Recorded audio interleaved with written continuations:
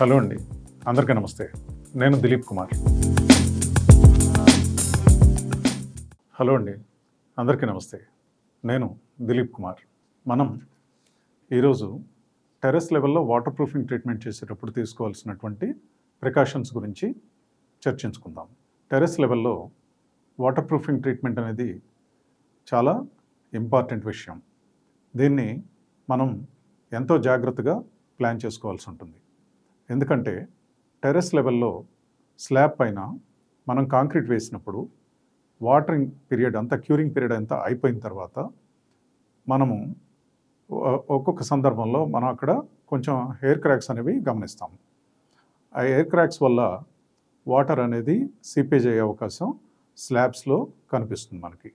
So terrace లెవెల్లో ఈ విషయం పట్ల కేర్ఫుల్గా ఉండాలి. హెయిర్ క్రాక్స్ కనుక డెవలప్ కాకపోయినట్లయితే ఎలాంటి సమస్య ఉండదు. ఒకవేళ హెయిర్ లైన్ క్రాక్స్ కనుక ఆల్రెడీ స్లాబ్స్లో డెవలప్ అయి ఉంటే అవి వాటర్ లాగింగ్ వల్ల మనకి లీకేజ్ సోర్సెస్ కింద డెవలప్ అయ్యే అవకాశం ఉంటుంది. సో ఈ విషయంలో మనం వాటర్ ప్రూఫింగ్ టెక్నిక్ ఏదైతే మనం ఫాలో అవుతామో దాంట్లో మొట్టమొదటిగా మనం చేయవలసింది ఏంటంటే, ఏదైనా సరే ఆ టెర్రస్ లెవెల్లో వచ్చినటువంటి హెయిర్ లైన్ క్రాక్స్ని కంపల్సరీగా ఫిల్ చేసుకోవాలి. దానిలో రకరకాల ప్రోడక్ట్స్ మనకి ఈ రోజున మార్కెట్లో అవైలబుల్ ఉన్నాయి.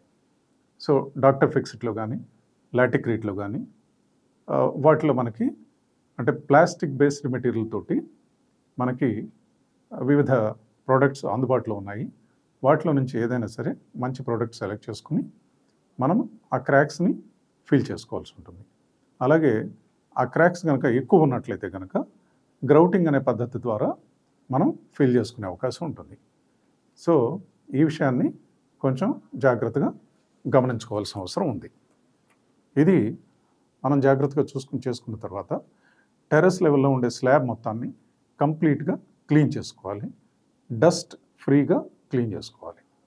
సో దానిపైన ఎటువంటి డస్ట్ లేకుండా క్లీన్ చేసుకుని తర్వాత మనము దానికి 1 coat of brush bond RFX అనేటువంటిది యూజ్ చేసుకుని దాంతో ఒక లేయర్ కోటింగ్ ఆ యొక్క కెమికల్ తోటి వేసుకుని, అలాగే బ్రష్ బాండ్ కానీ లేకపోతే లాటిక్రీట్లో కూడా మంచి ప్రోడక్ట్స్ ఉన్నాయి, అది తర్వాత ఫాస్ట్ రాక్లో కూడా మంచి మంచి ప్రోడక్ట్స్ ఉన్నాయి. అట్లా డిఫరెంట్ కంపెనీస్లో ఉన్నాయి. అలాంటి ప్రోడక్ట్ని ఎంచుకుని మనము ఒక ఎక్స్పీరియన్స్డ్ వాటర్ ప్రూఫింగ్ పర్సన్ తోటి లేదా మనకి వాటర్ ప్రూఫింగ్ కంపెనీస్ మనకి మార్కెట్లో అవైలబుల్ ఉన్నాయి, వాళ్ళతో కూడా కన్సల్ట్ తీసుకుని వాటర్ ప్రూఫింగ్ అనే ప్రాసెస్ చేసుకోవాల్సి ఉంటుంది. ఇందులో integral based water proofing treatment అనే ప్రాసెస్ కూడా ఉంది. సో దానిలో ఏంటంటే బ్రిక్ ప్యాడ్స్ వినియోగించి మనకి లెంగ్త్ ఆఫ్ ది స్లాబ్ని బట్టి స్లోప్ అనేది మెయింటైన్ చేస్తూ ఉంటారు. ఏదేమైనా మనం నిర్ధారించుకోవాల్సిన విషయం ఏంటంటే, స్లాబ్ లెవెల్లో వాటర్ లాగింగ్ లేకోకుండా ఏదైతే రెయిన్ వాటర్ వస్తుందో ఆ రెయిన్ వాటర్ మొత్తం ప్రాపర్గా డ్రైన్ అయ్యేటట్టుగా మనం ప్లాన్ చేసుకోవాలి. ఆ రెయిన్ వాటర్ కలెక్షన్ పైప్ అనేది నార్త్ ఈస్ట్ కార్నర్లో జనరల్గా మనం యాజ్ పర్ వాస్తు ప్లేస్మెంట్ అనేది ఇస్తాము. సో అదొకటి మనం జాగ్రత్తగా చూసుకుని ఆ పైప్ ప్లేస్మెంట్కి వాటర్ అనేది వెళ్ళేటట్టుగా స్లోప్స్ అనేవి మెయింటైన్ చేసుకోవాల్సి ఉంటుంది. సో ఇది జాగ్రత్తగా గమనించుకోవాలి. ఇది చేసేటప్పుడు slab and parapet wall brick work ఈ 2 కార్నర్స్ ఉంటాయి. ఈ కార్నర్ పాయింట్స్లో ఎప్పుడు కూడా మనము ఫినిషింగ్ అనేది స్ట్రైట్ ఫినిషింగ్ చేయకూడదు. అది కర్వీ ఫినిష్ చేయాలి. అంటే గల్తా అంటాము.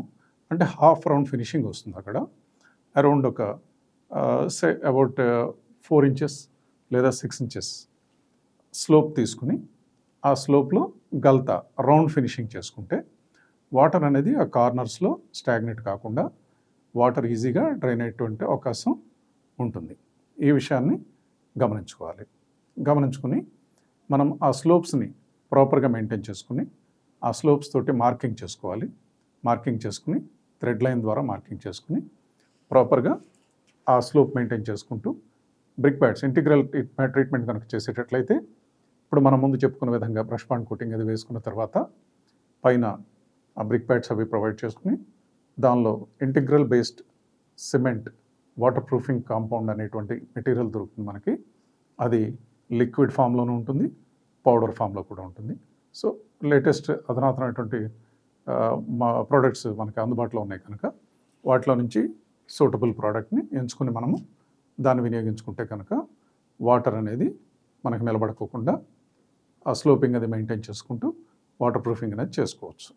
అలా కాకుండా మనం ఫ్యూచర్లో పైన ఇంకొక ఫ్లోర్ రేజ్ చేసుకుంటాము అనే ఉద్దేశం ఉన్నప్పుడు జనరల్గా ఏం చేస్తారంటే తాపీ మేస్త్రితోటి ఎవరైతే సివిల్ మేసన్స్ ఉంటారో వారితోనే పైన స్క్రీడ్ కాంక్రీట్ లాగా వేసేసుకుని ఆ స్క్రీడ్ కాంక్రీట్ పైన ఒక 20 mm థిక్నెస్లో వాటర్ ప్రూఫ్ సిమెంట్ ప్లాస్టర్ అనేటువంటి విధానంలో వాటర్ని డ్రైన్ అవుట్ చేసుకునే పద్ధతి కొంతమంది మెయింటైన్ చేస్తూ ఉంటారు. సో ఇక్కడ కొంచెం కాస్ట్ ఎఫెక్టివ్నెస్ అనేటువంటి ఆస్పెక్ట్ కూడా దీనిపైన పనిచేస్తూ ఉంటుంది. సో ఇలాంటప్పుడు కూడా కొంచెం మనం ఆ వాటర్ ప్రూఫింగ్ కాంపౌండ్ అనేది ప్రాపర్గా వినియోగించుకుంటూ ఈ యొక్క స్లోప్స్ కనుక మెయింటైన్ చేసుకునేటట్లయితే మనకి ఆ వాటర్ ప్రూఫింగ్ వల్ల ట్రీట్మెంట్ వల్ల ఏదైనా లోపం కనుక జరిగితే ఈ లీకేజ్ సమస్యలు రాకోకుండా ఉండేదానికి మనం నివారించుకోవడానికి వీలవుతుంది. కానీ సహజంగా ఏం జరుగుతుందంటే ఎప్పుడైనా సరే వాటర్ ప్రూఫింగ్ స్క్రీడ్ కాంక్రీట్ అనేది మనం లే చేసినప్పుడు దాన్ని బాక్సెస్ కింద డివైడ్ చేసుకోవాలి. అందుకే వాటర్ ప్రూఫింగ్ ట్రీట్మెంట్ అంతా ప్లాస్టరింగ్ కంప్లీట్ అయిన తర్వాత 2 feet by 2 feet స్క్వేర్స్లో మనము థ్రెడ్ లైన్స్ అనేవి మార్కింగ్ చేస్తాం. ఆ పైన వాటర్ ప్రూఫింగ్ ట్రీట్మెంట్ అనేది చేసి దానిపైన యాక్చువల్గా సిమెంట్ పన్నింగ్ చేస్తాము, either liquid are powder what ever. So ఈ లిక్విడ్తో మిక్స్ చేసినటువంటి సిమెంట్ స్లరీని మనం పోర్ చేసుకుని దాన్ని నీట్ సిమెంట్ ఫినిషింగ్ చేసుకుంటాము. చేసుకున్న తర్వాత దాన్ని 2 by 2 స్క్వేర్స్ కింద థ్రెడ్ లైన్స్ తోటి మార్కింగ్ మనం కొడతాం. అది ఎందుకంటే ఆ మార్కింగ్ కనుక అదే అలా ట్యాంపరింగ్ కనుక చేయకపోతే ఆ లైన్స్ ఫామ్ అవ్వవు తర్వాత. అండ్ ఈ ప్లాస్టరింగ్ అనేది it is exposed to atmosphere కనుక ఈ యొక్క టెంపరేచర్ కండిషన్స్లో ఉండేటువంటి వేరియేషన్ వల్ల అవి they will definitely lead to some cracks. ఈ క్రాక్స్ అన్ఈవెన్గా స్ప్రెడ్ కాకుండా ఉండేదానికోసం మనం ఈ స్క్వేర్స్ కింద విభజించుకోవటం ద్వారా క్రాక్స్ని కొంతవరకు లిమిట్ చేసే అవకాశం అనేది ఉంటుంది. సో ఇది ఏదైనా కానీ కొంచెం మనం టెంపరీ మెథడ్గానే భావించాల్సి ఉంటుంది. అదే కనుక మనం టెర్రస్ అంటే మనము ఏదైతే ప్రపోజ్డ్ బిల్డింగ్ మనం కట్టదలుచుకున్నామో ఆ పూర్తిగా ఆ యొక్క స్ట్రక్చర్ని కనుక కంప్లీట్ చేసుకుని ఫైనల్ టెర్రస్ ఇదే అనుకునేటట్లయితే కనుక ఈవేళ మనకి we have lot of options in tiles. ఈ టైల్స్లో క్లే టైల్స్ ఉన్నాయి, సెరమిక్ టైల్స్ ఉన్నాయి, ఫుల్ బాడీ సెరమిక్ టైల్స్ ఉన్నాయి. అలాగే యాక్చువల్గా అంటే థర్మో రెసిస్టెంట్ టైల్స్ అనేటువంటి ప్రోడక్ట్ కూడా మనకి అందుబాటులో ఉన్నాయి. ఈ థర్మల్ రెసిస్టెంట్ ప్రోడక్ట్ ఏదైతే మనం యూస్ చేస్తామో టైల్స్లో అవి హీట్ రెసిస్టెంట్గా ఉపయోగపడతాయి. యాక్చువల్గా ఏంటంటే మనము ఫినిష్డ్ టెర్రస్ ఇంకా మన పైన ఫర్దర్గా బిల్డింగ్ ఎక్స్పాన్షన్ లేనిది లేదు అనుకునే సందర్భంలో మనం కనుక ఫ్లోరింగ్ ఆప్షన్ తీసుకునేటట్లయితే 2 feet by 2 feet స్క్వేర్స్లో టైలింగ్ కనుక చేసుకుని ఆ టైల్ జాయింట్స్ కంపల్సరీగా ఇక్కడ ఒక పాయింట్ గమనించుకోవాలి. టైల్ జాయింట్ ఏదైనా సరే మనం టెర్రస్ మీద వినియోగించేటప్పుడు కంపల్సరీగా స్పేసర్ జాయింట్స్ అనేవి మెయింటైన్ చేసుకోవాలి. పేపర్ జాయింట్ అంటే ఇప్పుడు అన్ని కంపల్సరీగా మెషిన్ ఎడ్జ్ కట్ టైల్స్ అవటం వలన మనం టైల్ టు టైల్ టచ్ చేసినప్పుడు మనం hardly will find any space in between the tiles. ఆ పేపర్ జాయింట్స్లో ఏమవుతుందంటే ఆ హెయిర్ లైన్ జాయింట్స్ ఉంటాయి, ఆటోమేటిక్గా మనము ఏదో ఒక గ్రౌట్ అనేది ఫీల్ చేస్తాము. ఆ grout over a period of time ఈ టెంపరేచర్ అండ్ అట్మాస్ఫిరిక్ రియాక్షన్స్కి అది పీల్ ఆఫ్ అయిపోతుంది and that will become a source of water collection. So అందువల్ల మనం ఏంటంటే స్పేసర్ జాయింట్స్ పెట్టుకుని కంపల్సరీగా it is a must we need to go for epoxy joints with minimum 3 to 6 mm spacer joints with adequate slopes which leads to the rain water pipe. So ఇది maintain చేసుకుంటూ మనకు నచ్చినటువంటి కలర్స్లో ఏదైనా సరే what ever the shade you like దాన్ని మీరు నచ్చిన విధంగా ప్లాన్ చేసుకుని ఈ 2 by 2లో కానీ లేకపోతే 16 by 16లో కానీ లేకపోతే 1 feet by 1 feet సైజ్లో కానీ మనకి టైల్స్ మార్కెట్లో అవైలబుల్ ఉన్నాయి. అటువంటి టైల్స్ యూస్ చేసుకుని కనుక మీరు ఫ్లోరింగ్ చేసుకునేటట్లయితే it last for long and we can ensure proper waterproofing on the terrace. And as well ఇది మనకు ఎలా ఉపయోగపడుతుందంటే టెంపరేచర్ని కూడా to certain extent it reduces the temperature to certain extent. So ఈ విషయాన్ని కూడా మనము గమనించుకోవాల్సిన అవసరం ఉంది. సో అలాగే పారాపెట్ లెవెల్లో కూడా పారాపెట్ టాప్ వాల్ పైన కూడా మనము ఒక గ్రానైట్ లే చేసుకోగలిగితే కనుక లుక్ వైజ్గా కూడా బాగుంటుంది అండ్ మెయింటెనెన్స్ వైజ్గా ఈజీగా ఉంటుంది. అండ్ టెర్రస్ లెవెల్లో పారాపెట్ వాల్ పైనటువంటి ఏదైతే వస్తాయో ఆ క్రాక్స్ని కూడా మనము ఆటోమేటిక్గా అవాయిడ్ చేయగలుగుతాము. సో మనకు బడ్జెట్ ఉంటే కనుక అటువంటి ఆప్షన్ తీసుకున్నా కూడా లుక్ వైజ్గాను మెయింటెనెన్స్ పర్పస్గాను బాగుంటుంది. అండ్ మనకి వాటర్ ప్రూఫింగ్ అనేటువంటి ఆస్పెక్ట్లో కూడా అది చాలా ప్రాపర్గా మనకి ఉపయోగపడుతుంది.